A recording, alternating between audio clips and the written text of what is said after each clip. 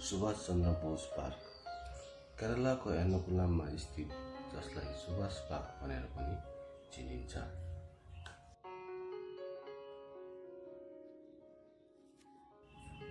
यो पार्क सन् 1903 मा कोचीका तत्कालीन महाराजा राजा ऋषि रामा वर्माद्वारा निर्मित गरिएको थियो।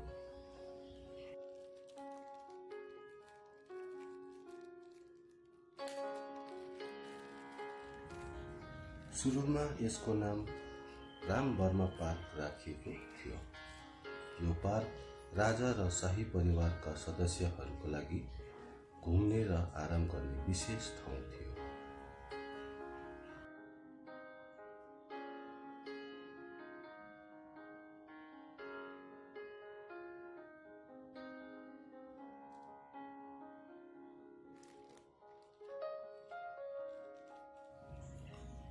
वेम्बनाथ तालको किनारमा रहेको हुनाले यहाँबाट समुद्र र सूर्यको दृश्य निकै सुन्दर देखिन्थ्यो।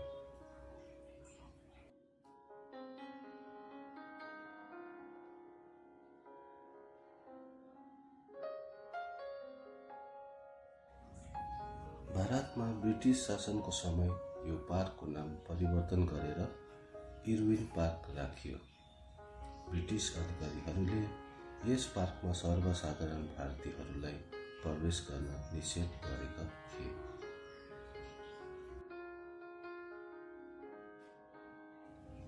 सन् 1947 मा भारत स्वतन्त्र प्राप्त भएपछि यो पार्क सर्वसाधारणको लागि खुला गरियो। ब्रिटिस उपनिवेशको प्रतिलाई मेटाउन र महान स्वतन्त्रता सेनानी नेताजी सुभाष चन्द्र बोस प्रति सम्मान प्रकट गर्न यस पार्कको नाम सुभाष चन्द्र बोस राखियो।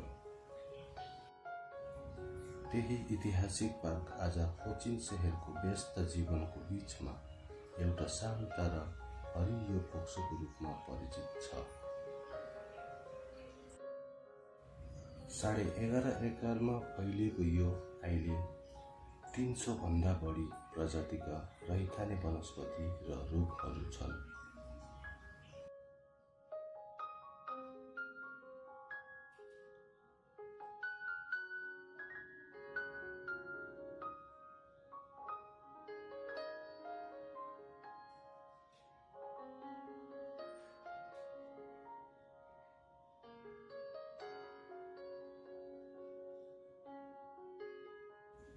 जहाँ थरीथरीका चराचुरुङ्गीहरू बस्ने गर्दछन्।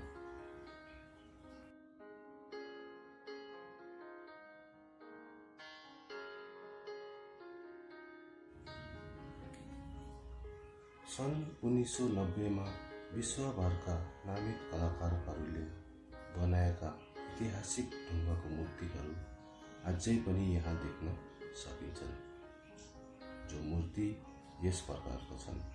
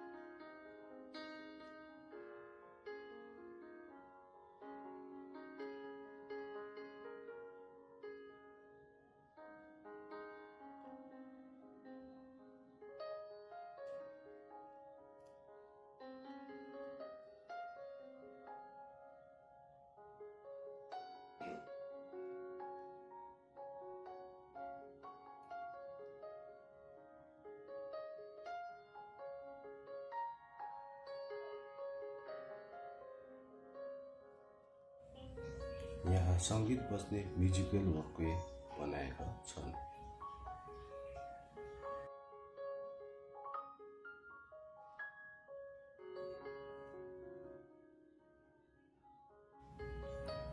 वर्तमानमा यहाँ मानिसहरू स्वतन्त्रता रूपमा आउँछन्, तालबाट चल्ने चिसो हावाको आनन्द लिने गर्दछन्।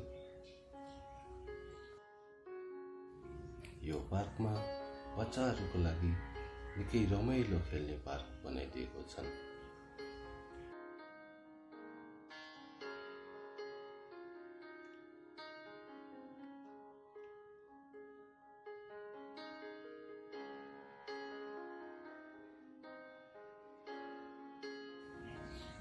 यहाँ परम्परागत केरला शैलीमा निर्मित गरिएको एउटा सानो घर छ, जहाँ पर्यटकहरूको लागि एउटा राम्रो शीतल लिने ठाउँ छ।